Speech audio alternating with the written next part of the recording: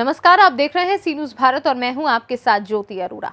एक निजी कार्यक्रम में शामिल होने मेरठ पहुंचे प्रदेश के जल शक्ति मंत्री स्वतंत्र देव सिंह ने कहा कि पीएम मोदी का सपना देश के हर घर को स्वच्छ पानी उपलब्ध कराना है। वहीं उन्होंने आज रामपुर और आजमगढ़ में हो रहे उपचुनाव के मतदान को लेकर बड़ा दावा किया है।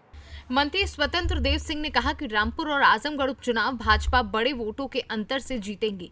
मंत्री स्वतंत्र देव सिंह ने कहा कि भाजपा के सभी कार्यकर्ता आगामी निकाय चुनाव और आम चुनाव के लिए पूरी तरह से तैयार हैं। एक संस्थान के निजी कार्यक्रम में पहुंचे प्रदेश के कैबिनेट मंत्री स्वतंत्र देव सिंह ने कहा कि देश इस समय विकास के पथ पर चल रहा है।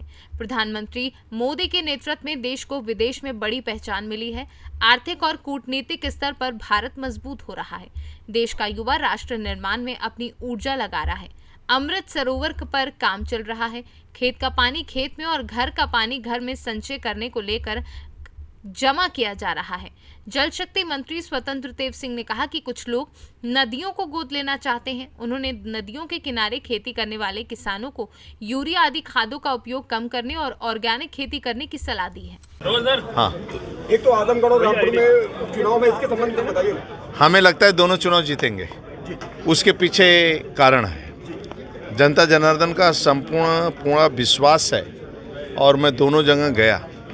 जिस प्रकार का उत्साह है सभी लोगों में, समाज के सभी वर्ग इस बार मन बनाया है कि हमें दोनों बीजेपी को सीट देना है, क्योंकि बहुत दिनों से सीट मिली नहीं है। रामपुर फिर भी हम जीते हैं, हमारे नेपाल सिंह जीते हैं। आजमगढ़ में बहुत दिनों से हम नहीं जीते हैं, तो ये लोगों ने मन बनाया है कि दोनों सीट हम बीजेपी को देंगे। कांवड़ यात्रा शुरू होने वाली है जुलाई में। इस बार की कांवड़ यात्रा बिल्कुल ऐतिहासिक होगी, 2 साल बाद होने जा रही है। नहीं, देखिए, कांवड़ यात्रा तो ऐतिहासिक हमेशा पहले डीजे पर प्रतिबंध लगता था, कांवड़ यात्रा पर प्रतिबंध लगता था। सपा शासन में गुंडे ही होती थी, लेकिन आदरणीय योगी जी के आने के बाद पहली बार सरकारी हेलीकॉप्टर से कांवड़ यात्रियों पर पुष्प की वर्षा हुई। तो चाहे दिव्य भव्य कुंभ हो, यात्रियों के ऊपर जो स्नान करने आए थे तीर्थयात्री, उनके ऊपर भी हेलीकॉप्टर से वर्षा हुआ, अन्य स्थानों पर भी, और स्वच्छता इसका भी ध्यान दिया जाता है। मेरठ निरीक्षण पे आज पहुंचे हैं, जल शक्ति विभाग के अधिकारियों के साथ भी आप बैठक कर रहे हैं। लगातार गिरते जल स्तर को लेकर क्या कहेंगे? हाँ, आज गहन चिंतन हुआ है।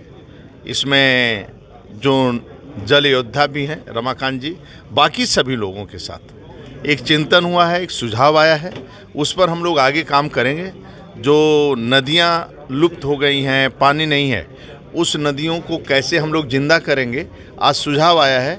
सरकार के सहयोग से, जनता जनार्दन के सहयोग से, समाज के सहयोग से, और जो जल के क्षेत्र में काम करने वाले ऐसे एनजीओ, ऐसे सामाजिक संगठन, ऐसे किसान, सभी को लेकर, क्योंकि ये आने वाला समय जल एक महत्वपूर्ण है कि सभी को शुद्ध पानी देना है। आदरणीय मोदी जी का सपना है कि 2024 तक सभी घरों में नल होना चाहिए, उसमें शुद्ध पानी होना चाहिए। हाँ, और ये जीवन इसको, क्योंकि वो नदियों से ही पानी आएगा, लोगों को पानी देंगे जब शुद्ध पानी रहेगा तभी। तो उसके लिए आज अच्छी चर्चा हुई है, सार्थक चर्चा हुई है और उद्देश्य परक चर्चा हुई है। आम जन से क्या अपील करना चाहेंगे? आम जन से ही कि जनता जनार्दन भी इस नदियों को जीवंत करने के लिए वृक्षारोपण है। नदियों के किनारे पर खाद का ज़्यादा उपयोग न करें।